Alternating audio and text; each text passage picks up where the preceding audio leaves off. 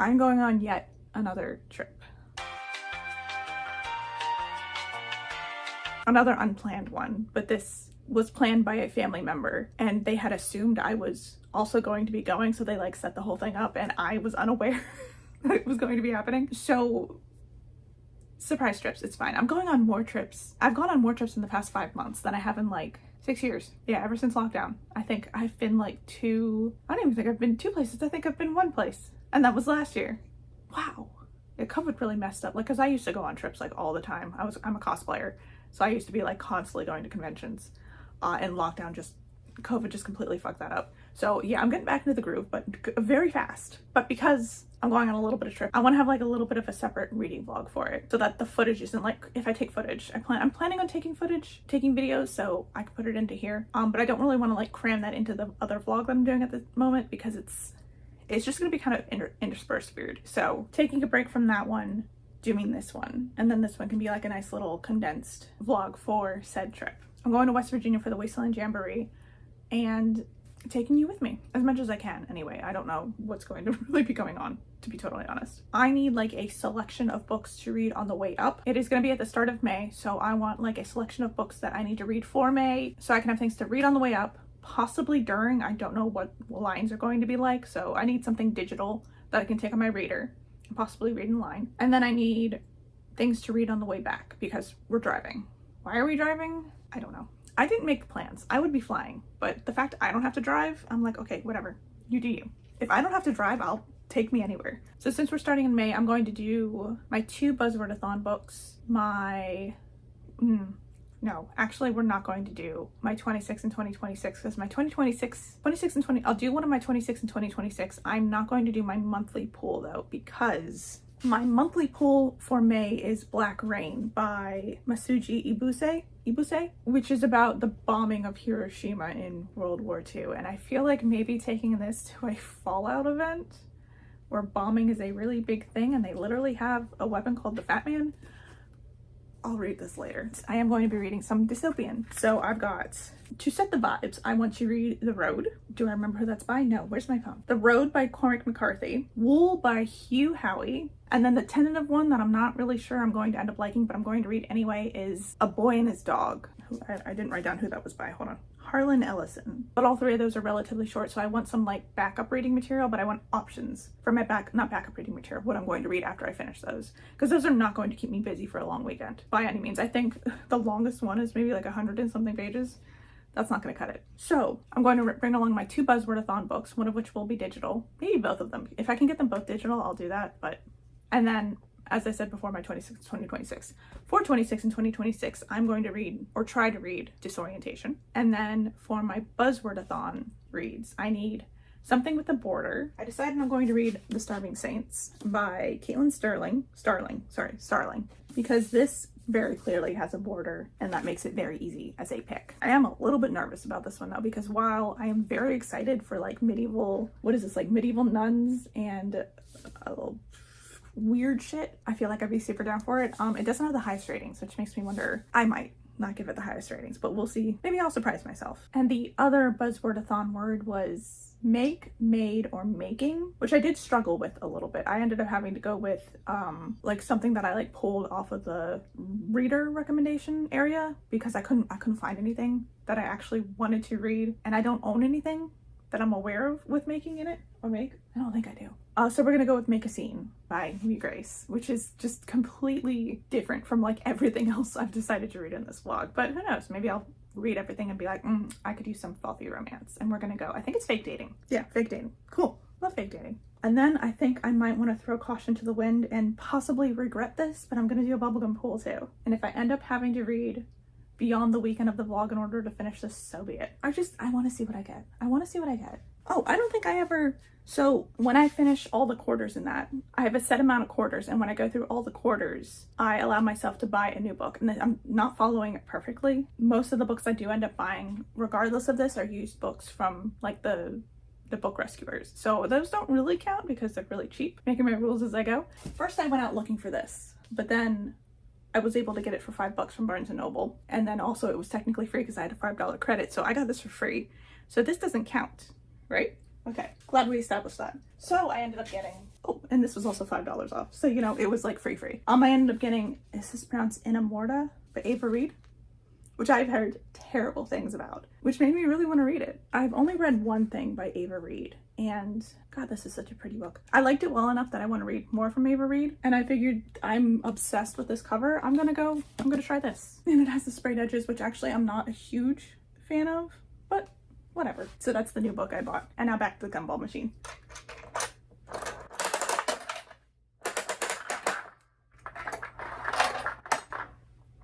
Oh, this one came unraveled. Oh no, it's blue. Show you if it'll focus. I don't know if that's focusing. Is it focusing? Blue? Yeah. Unraveled blue. Oh.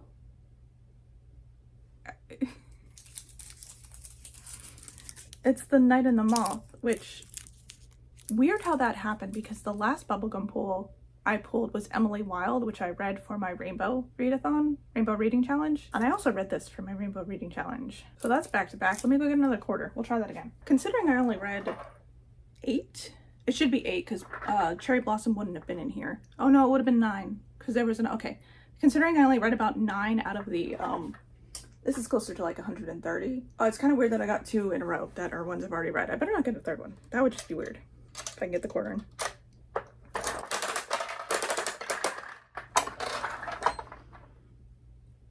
This is red. Okay, I don't know where that went. Anyway. Graceling. Not what I was expecting to read. Because if I read Graceling, I'm going to want to read the entire series. Cool. Okay, Graceling it is. This series is finished now, right? Because I've read the first 3 books, and then I thought that was the entire thing. And then I found out there were more coming out, so I stopped reading the series while I waited for it to wrap up. And that was what, like 10 or more years ago? I'm just gonna make sure that this is finished. Okay, for now it's the last book. We're not actually sure if it's going to be, and I think someone stated that the author herself is not sure that this is the last book. Good enough for me. Let's read it. I don't remember very much about this, to be totally honest. I know the magic is connected to the fact there's they have 2 different colored eyes, and then the second book isn't like connected to the first one's. It's in the same world, but it's a different character, and then the third one I think is a character from this one, and it might bring all 3 of them together, which is why I think originally I thought it was a trilogy, but then there's 2 more. Okay, well anyway, we're gonna read this one for this. Cool. Okay, so we've got these. We've got The Road, Wool, A Boy and His Dog, Disorientation, and Make a Move. Yeah. This is gonna be a longer vlog than I was expecting. Oh boy. Whatever, it'll end when I finish.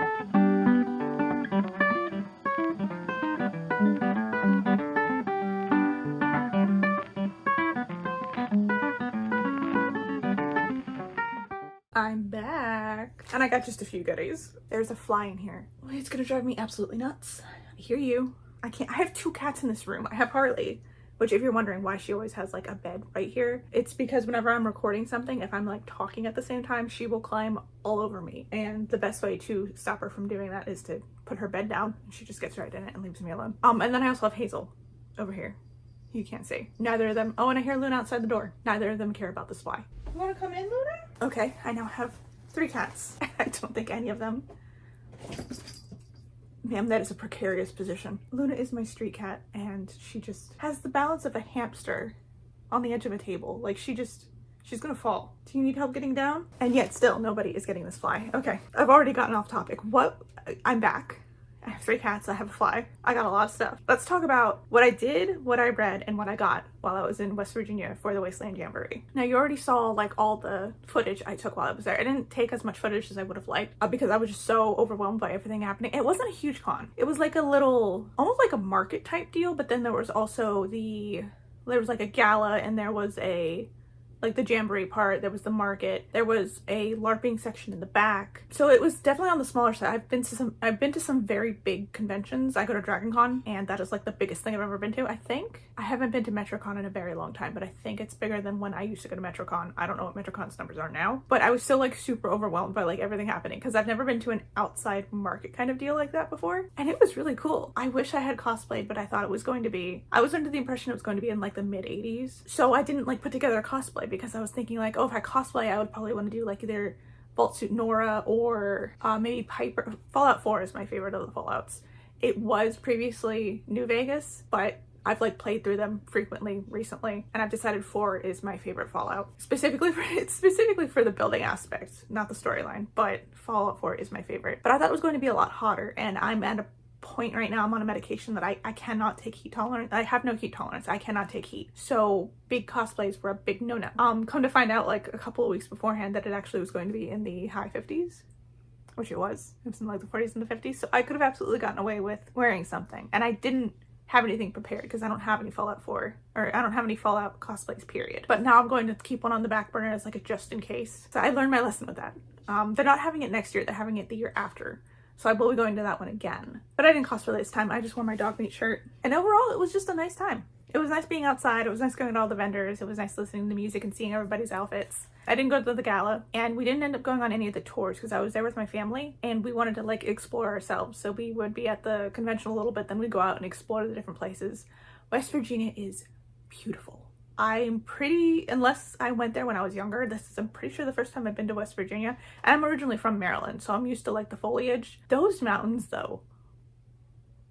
And it was like a cute little town that the whole thing is oh, I forgot to get my poster. Their whole thing is like the Flatwoods Monster. It was cool. So along with the convention, we also went to the Flatwoods Museum, Monster Museum. There was a little museum that we went to. And I got this poster because I ended up getting a t-shirt, which I will show you. That is absolutely going up on my wall as soon as I get myself together and actually get the rest of it. I have so much artwork I need to put on the walls that I have just never done. Growing up, I was never a big poster person. I collected posters, but I never put them up on the wall. I don't know why, and I still don't do that. I need to do it. But we did that, and then because we were driving, we drove back down and we hit a couple places along the way, and we stopped in Savannah and had some of the best French toast I've ever had. So overall, it was a fun journey. I didn't get as much reading done as I thought I was going to. I played a lot of Tomodachi Life. I did get through a lot of what I wanted to get through though. But first, let me go through what I got, and then we'll talk about what I read. I've never been to a convention that's like specifically centered on a certain thing. This was specifically Fallout. There were a couple of other things, but this was centered specifically around Fallout, and it was just so interesting to just have just Fallout stuff and just Fallout related stuff. So I got a lot of Fallout related stuff. I picked up a Mojave Express ball cap. I've already worn a few times. Oh, that makes me look like Dunstan from Stranger Things. This is the t-shirt I got from the museum, the Flatwoods Monster t-shirt. And then naturally I got a tote bag. If you know anything about me, when it comes to Fallout, Bethesda games in general, I'm explicitly bad about this. Oh no, don't step on that, Harley. I'm explicitly bad about this with Skyrim. Like, I am always over encumbered in Skyrim, and I kind of just keep it that way. But in general, when it comes to Bethesda games, my main aspect of being is over encumbered. So this was calling to me. I had to get this one. But then I also got, because I love a bag, one for Vault-Tec. This is also wrinkly, but because why not? Then I got, let's see. Oh, this is the, I put it in like a bag. Also got the fan guide to West Virginia locations of Fallout 76, which was at the museum. I haven't finished 76. I am very much not an MMO kind of person. I don't like MMOs. It takes me a while to understand social rules when it comes to online gaming, so I tend to not be into online gaming, but I've played some of 76. I made an oopsie very fast. They had to kill me, but I got that anyway because I do plan on finishing at some point. This is a little packet for my friend. For my friend, I ended up getting, he wanted a Nuka-Cola and a Nuka-Cola Quantum bottle cap, so he got those. And I got him a Deathclaw Crossing sticker. And then one of the vendors had these, I got one for myself too, had these really cool 3D printed card things for the Wasteland Jamboree. And They were having like a lottery thing where if you got the gold one, you got money towards the shop. But I just wanted this in general because if you scan some part of this, you get like a little pop-up. I don't remember what exactly it was. He showed us and I can't remember what it was, but I had to get him one of those because I thought that was a cool idea. And then I got a free sticker, so I'm giving that to him too. This one's mine. Got one for myself. I got quite a few bottle caps for myself. Hold on. I got a cranberry cola. I don't know if that's showing up. A Nuka Black, which I hope they incorporate into the next. I know it's mentioned in Fallout 76, but I hope they incorporate it into the next Fallout because that would be cool. Got myself a Quantum, which is my favorite kind of Nuka Cola because of the colors. And then Railroad.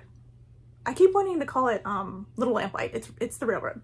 It's the lamp in my head. I think Little Lamplight. I got that one. And then we went to, they had this hot dog and custard place that were giving away their own bottle cap if you bought some chili dogs. So my sister and I each got one of these. A lot of the places were giving out their own bottle caps. It was really cool. It was a really cool idea. I wish I had gotten more of them, but they were just gone. We kept trying to get ones from the sheriff, but they were gone every time we asked. And then when we went to the, oh hi Miss Luna, museum, there were some people out, thanks Hazel, some people outside giving out their own bottle cap. So, and then I got 2 pin bottle caps for Vault-Tec for my bag. Oh no, Miss Luna! I got Vault-Tec Industries and Minutemen. And then I got a Vault 111. I love these hotel keychain things. I wish I had gotten more of them. Not specifically for Fallout. Like I want to get more of them just in general because I like the design of them. And then I got this really cool one, which is for Nuka Quantum specifically. This is going in my bag too. There was a stand there selling cryptid things specifically that really called to me. I love cryptid. They didn't have Swamp Ape though, which as a Floridian kind of hurts my soul, but you know, you get what you get. This, and I got a Roswell incident sticker because this, I love X-Files. This, something about the Roswell incident very specifically screams X-Files to me, so got that. And then I got, naturally, it's like my favorite catch line, it just works. I say this all the time. Come on, Todd. Focus for me. And then the last thing I ended up getting was actually not from the convention. It was from, we went to this little French shop that had like a lot of really cool stuff in it, but I'm big on perfume. I love different perfumes. I love different scents. I'm very picky, but when I find something I like, I get it. They had this Toko one, Layla, that I would swear to you I've smelled before. This smells exactly like something I got probably 10, maybe more years ago at Anthropologie. And they sell this now in Anthropologie, this brand and the scent, but I swear to you I've smelled this some other which way. And I could have sworn it was also called Layla back then, but they told me this is a new scent. Oh, and I also got these Mothman chips, which I showed in the video, that I've never seen before, but they're apparently like from West Virginia because they were selling them in the Walmart. But that's everything. I think I'm forgetting something, but I think that's the basic gist of the big things I got. Did I get something else that I just am not thinking of? Oh, no.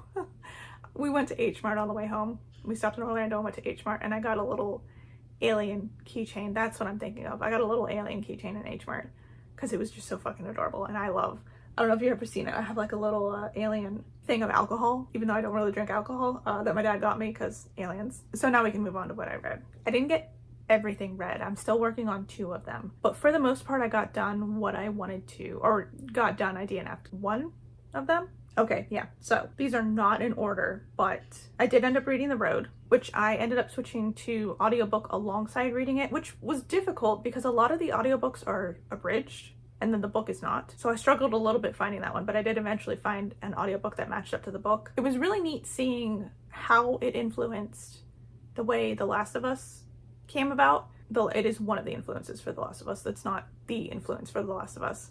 But it was interesting seeing the correlations there. I ended up giving it 3 stars. It didn't hit me the same way that it hit for a lot of other people, but it was still a 3-star kind of a time.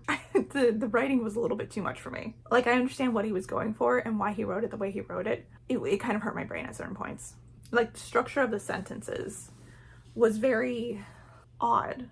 Like, when I would read something, I'd be like, isn't there supposed to be like a comma there, or couldn't you have structured this differently so it would flow a little bit better?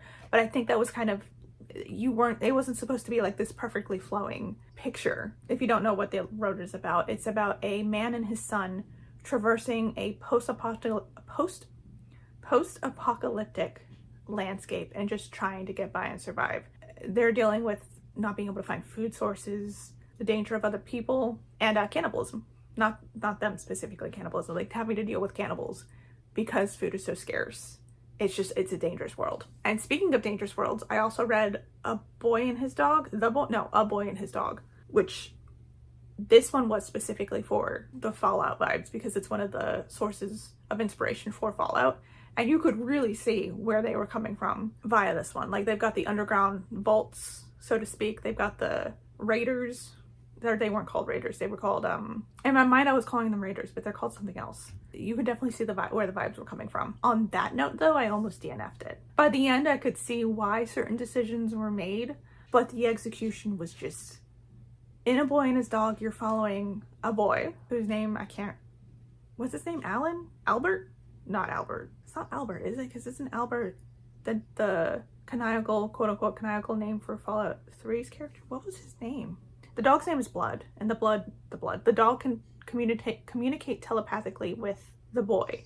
Oh, it's Vic. Okay. I don't know where I got Albert from. It's Vic. But they're basically also trying to just survive in the overworld while there are groups of people living in these underground areas and kind of living in like a time capsule, whereas up on the top shit is just crazy. There's more men than there are women. Women are kind of hard to come by, and they kind of express this in a way where you were literally starting off the book with Blood trying to help Vic find a woman to rape.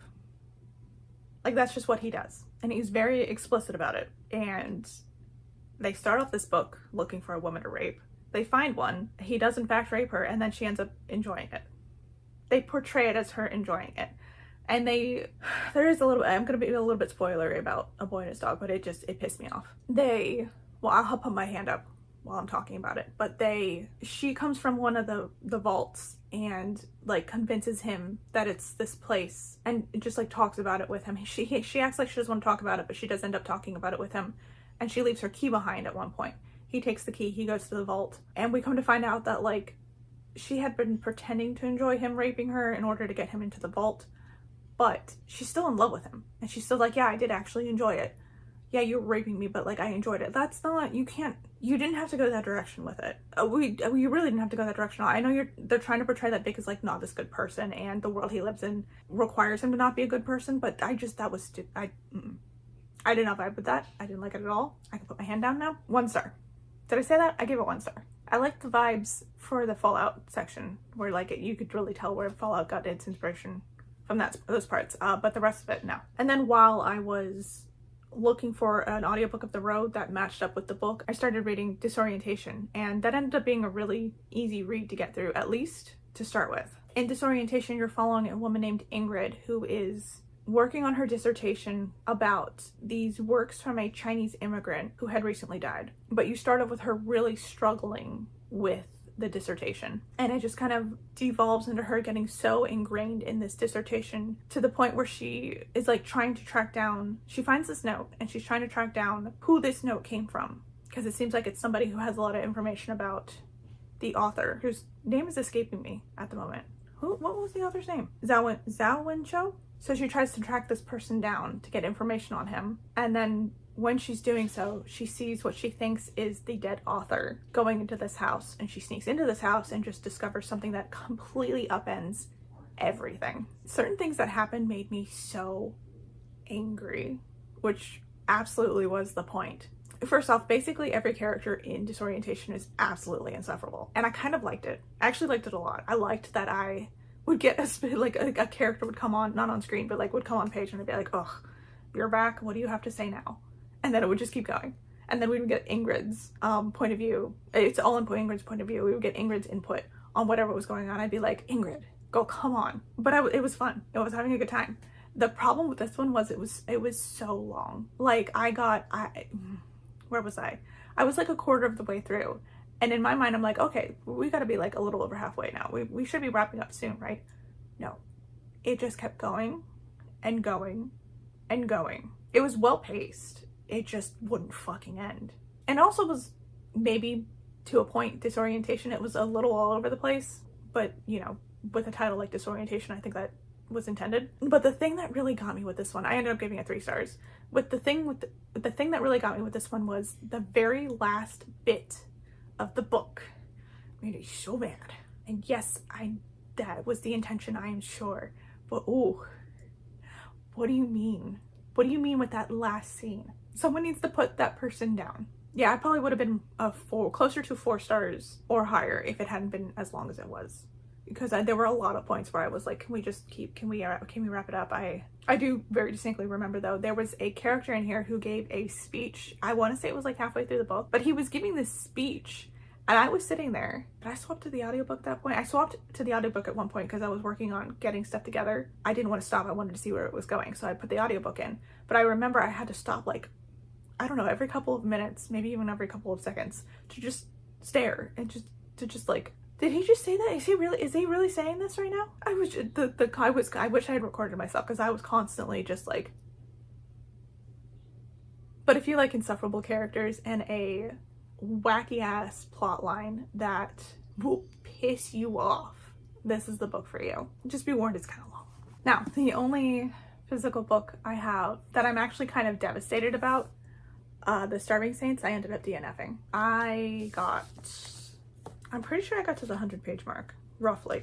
Oh, no, yeah, it was exactly 100 pages because I stopped at chapter 16. I got 100 pages in before I decided I couldn't do it anymore. And the problem is I can't, like, articulate what I didn't like about this other than the writing. I just really was not vibing with the writing. The characters were okay. I wasn't super invested in the characters. I didn't really care. I was interested in what had happened to them, which is not really explained, and what was happening to them as these people are coming and, like, they're starving saints, and these people come in and help them, but there's just something odd going on. And I just didn't care. And it's bad when you're talking about something mysterious happening and, like, the world's falling to shit. And 1, you're not telling me anything actually about it. And 2, what you are giving me, I don't care about. So I decided I wasn't gonna waste my time with it. I'm stopping. But as I was reading this, when I actually decided to DNF it, I went to go look up what other people were saying about it. A lot of people had the same issues I did. The writing was just not it. The idea of the plot was interesting, but the execution wasn't there.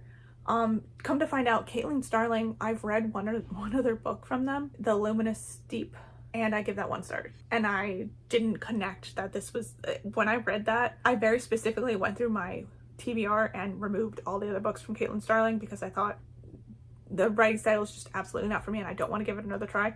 Didn't realize this was the same person until that moment, but now I know for sure their writing is just not for me. So that was a DNF, which is a shame because that cover is so cool.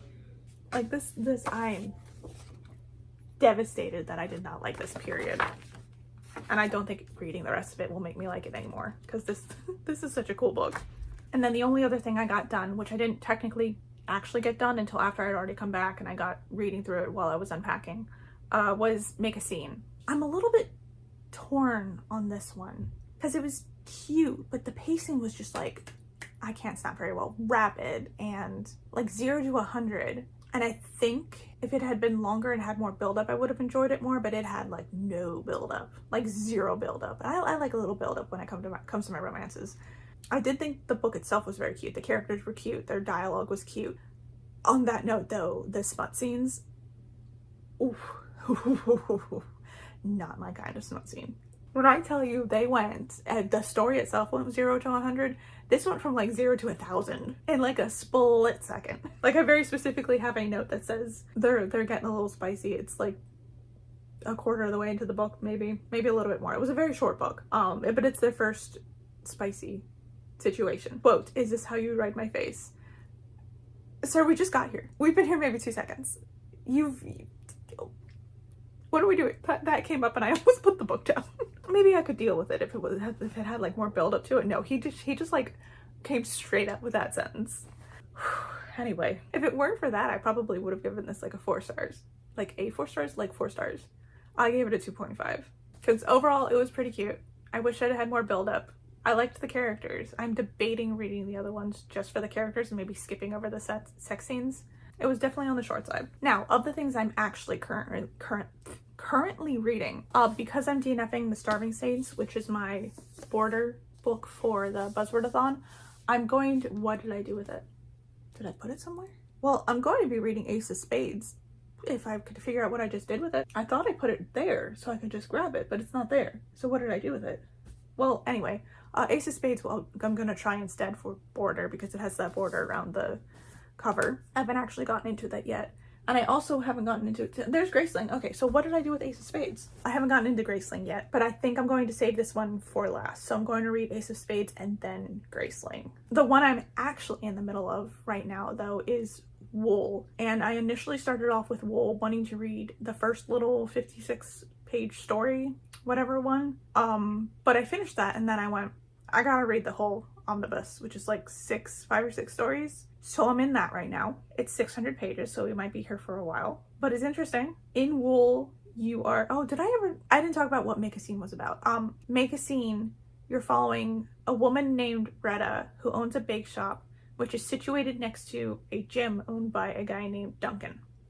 They're fighting over parking spots. Retta has a wedding she has to go to for her cousin and her ex. She wants to make sure that they know she is over her ex. She's like, I gotta find a fake date for this situation.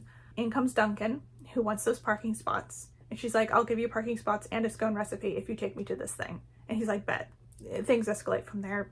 It was never fake, you know.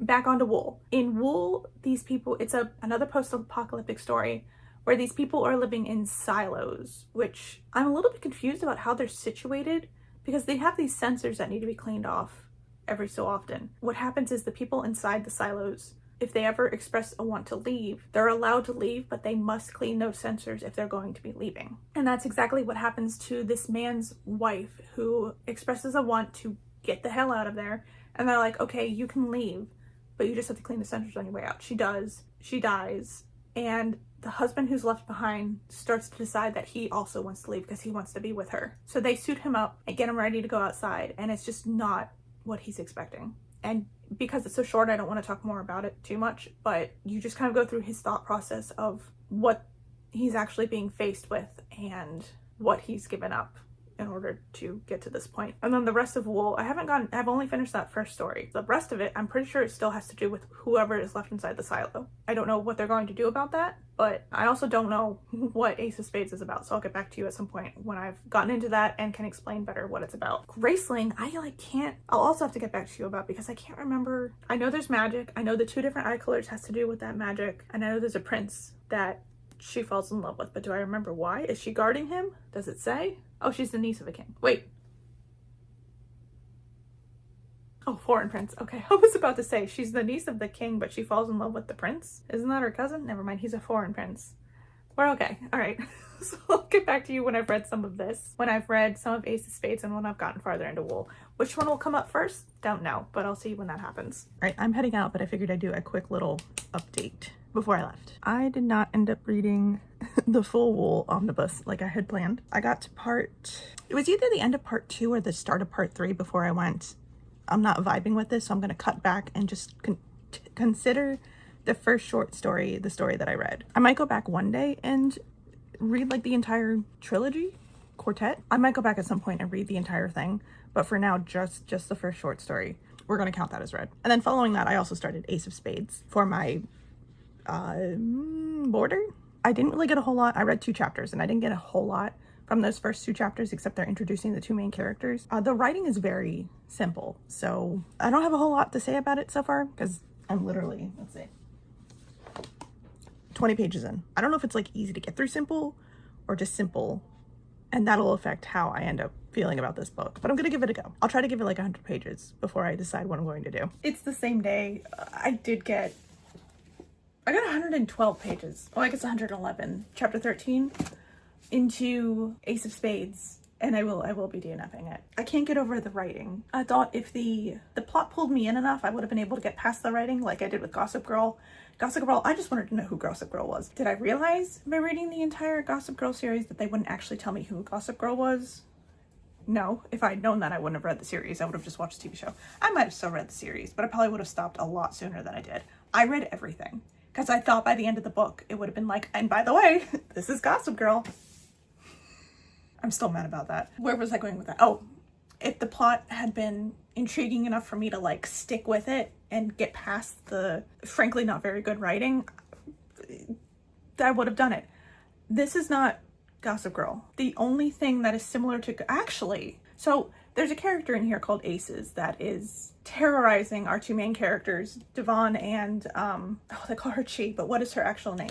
I keep calling her Chi in my head. I think Chi's a really cute name. Chiamaka, is it? Yeah, Chiamaka.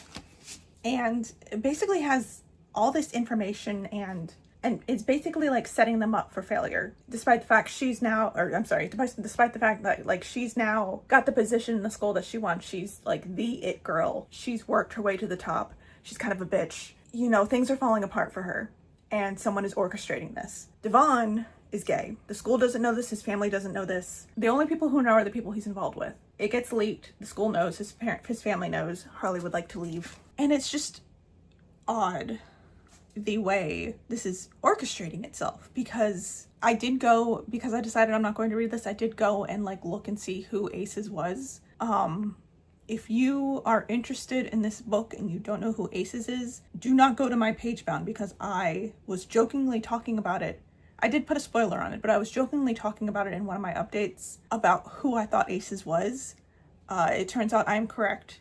If I had gotten to that point in this book, this would have been a 1-star. That is not the type of twist that I'm into. I don't know what's going to happen to get up to that point or how this actually ends up. I need to read more reviews because I only really like looked to see who Aces was. I didn't read anything else about the rest of this book. But I need to go see why Aces did what they did, or like how that came to be, because it's just, how does that happen? But all in all, this was not Gossip Girly enough, because it was more like, to circle back to another thought that I forgot that I had like 2 seconds ago.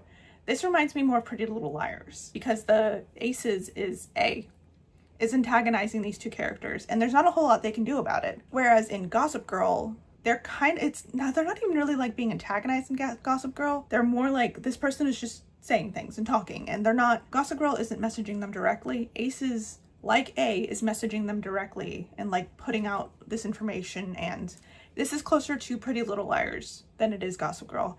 And I think that's where it gets me, because I did not want a Pretty Little Liars retelling unless the two main characters were like fucking A up or something along those lines. And from what I got from this, that's not happening. So DNF on this. So because that is my second DNF for the border outline book for the Buzzwordathon, I now have to find, well, I did find another one that I've decided to give a try. I'm not very far into, but I'm enjoying it as of right now. I'm going to, because this is technically a Fallout apocalyptic kind of vlog, that was my intention going into it. It's obviously taking longer than I thought it was going to. I'm not great with time. I'm going to read another apocalyptic, as far as I'm aware, it's an apocalyptic book. I'm not there yet. I'm literally 2 pages into it. And it's The Cellar Below the Cellar by Ivy Grimes. And I will get back to you when I actually understand what this is about, because from what I know, I went through the apocalyptic tag on Goodreads and just like looked for something that had a border. This one cropped up. It's new. It has literally no ratings on Pagebound, so I figured I'll give it a try. Hopefully I don't hate it. Of something is going, there's going to be like an apocalyptic moment. I'm assuming she's going to be living in something. Our main character, whose name I am forgetting, is going to be living in like a cellar underneath her grandmother's house. I don't know if there's like a religious aspect to this apocalypse, and it's kind of like the reckoning, because they do talk about, in the very first couple of pages, it talks about her not quite dating a pastor who was previously a male dancer for bachelorette parties, which is hilarious. But I'll get back to you when I have a better idea, and possibly when I finish it. The Cellar Below the Cellar is a retelling of Vasilisa the Beautiful, which I was not familiar with before getting into The Cellar Below the Cellar, which might be why I didn't enjoy it as much as I possibly could have. Maybe not. Maybe it would have been the same. It being my rating of 3 stars. I was wrong about them living in the cellar below the cellar.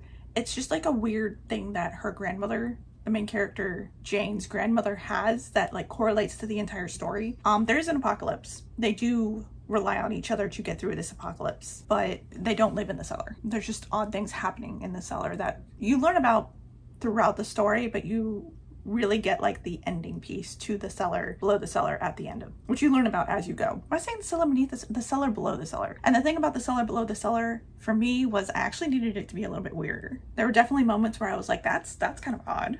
Are we going to expound upon that? Not really. I mean, there were different weird things happening, but I wanted to get deeper into those weird things. It gave me, oh, what is that called? Comfort Me with Apples? Comfort something up.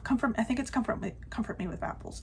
It gave those vibes, but that was definitely weirder. I enjoyed Comfort Me with Apples a lot more than I enjoyed this. I think I gave that 4 stars, maybe like 4.5. But if you liked that one, try this one. If you like this one, try that one. They gave similar vibes. Just one was weirder than the other, which is why I like the other one better. I'm also about halfway into Graceling, and I'm not remembering things like I thought I would. I remember Poe, who is the main male character in this that she meets. And I remember some things about Katsa, who is our main character on the front here, but not nearly as much as I thought I was going to read. I'm looking in the wrong direction. I need to look over here. So our main character, Katsa, is something called a Graceling, which in this world, Gracelings are people born with 2 different colored eyes who have an uncanny, unnatural ability to do something. They're not well liked in the world because you can't really tell what a person's grace is going to be until they reveal it. So there's a lot of, like, you could have mind reading, you could have fighting, you could be really good at swimming. It's just, people are very wary of Gracelings because of this, and she's no exception, specifically because her grace is killing. But because of that, as a rule, she doesn't kill. She is also niece to the king, and she does work for them, like sneaking around doing things. While she's graced with killing, she's also like really good at fighting because she's graced with killing. And we start off with her going to rescue somebody from the dungeons. It's another member of a different royal family, because the royal families are entwined, you know, like real life, the royal families are entwined with each other. She's going to rescue this person. But as she's leaving the rescue, she runs into somebody on the grounds who is also graced. She doesn't know who this person is, but they know who she is based on her eyes, which isn't great for her because she's undercover. She looks like a boy. Her eyes are basically her only defining feature. And when he attacks her, he's able to figure out who she is. Come to find out, he's graced with fighting. So the fact that she can fend him off, it's a little bit of a giveaway. She's worried he's going to give her away, and she flees. Come to find out later on, that person was Prince Poe, who is the grandson of the man she rescued. And then things kind of expand from there because Poe is now firmly in the storyline, and he and Katsa have like a relationship where they are just trying to fight each other because he's trying to get around her grace, she's trying to get around his grace, not by killing him, but just by, like, you know, fighting him. And there's all this political stuff happening because his grandfather is the one who was captured, they rescued him.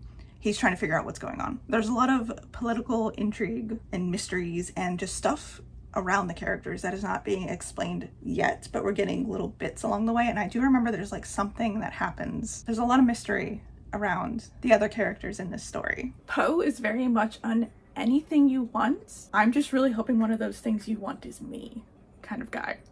And I love that for him. I finished Graceling and it did not end up being the 5 stars in my memory. Oh, which makes sense because I think I read this.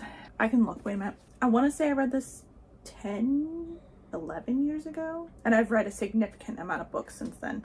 In fact, I'm getting really close to hitting my 2000th book on Goodreads, which I will be doing like an entire vlog for when I get there. I think I'm like 24 books away. 11 years ago. I last read this 11 years ago. And this time around, I gave it 3.5 stars. I'm pretty sure I ran into the same problem I did the first time I read this, where in my mind, there was a different twist to what actually happened in the book. And I'm pretty sure the reason I remembered the ending of this one wrong is because I had hypothesized that twist as the ending for the book, only for it not to be that twist. And then I remembered that twist incorrectly because that is not the twist. It's different. And that wasn't like any detriment to it. I still enjoyed what I got. I just, my memory never cooperates, but my memory was really not cooperating with this one. I still really enjoyed the journey. The romance was okay. I feel like this would go well with the romantasy girlies of today. If romantasy had been a genre back in the day, I think this, maybe this wouldn't have slotted in because this is still like a political plot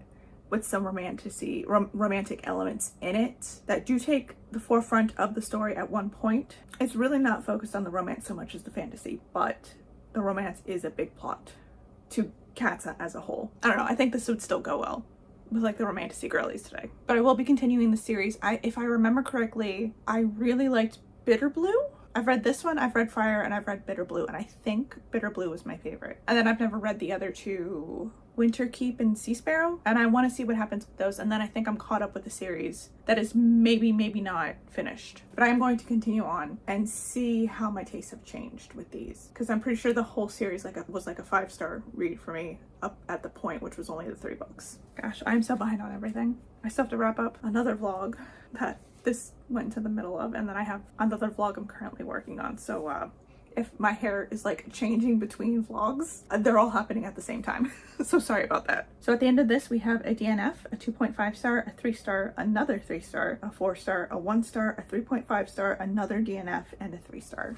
That is the end of my Fallout vlog. And I do plan on going more places and vlogging more things. I go to a con once a year. I used to go to more conventions, anime conventions, but post-COVID has not really worked out well for that. So at the moment, I'm only going to one solid anime convention that I go to every year with my friends. So there might be some vlogging for that. And if you're interested, I'd love to have you. So thank you so much for watching. Bye.